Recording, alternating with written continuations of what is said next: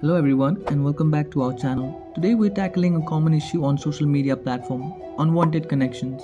In this video, we'll show you how to easily block someone on the LinkedIn mobile app, giving you control over your professional network. So firstly, open the LinkedIn app on your phone and once you log in, tap on My Network icon at the bottom of the screen. Now, search for the person you want to block using the search bar at the top or scroll through your connections list and find their profile. Tap on the person's name to open their profile.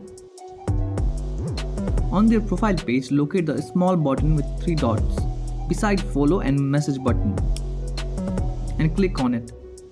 Now in the drop-down menu that appears, tap on the report or block option. Now, click on block option to block the person. Now a pop-up window will appear asking you to confirm if you want to block this person. Tap on block again to confirm. And there you have it. Now you know how to block unwanted connections and maintain control over your professional network on LinkedIn mobile app. If you have any questions about blocking or managing your connections on LinkedIn, leave a comment below. Don't forget to like and subscribe for more helpful social media tips.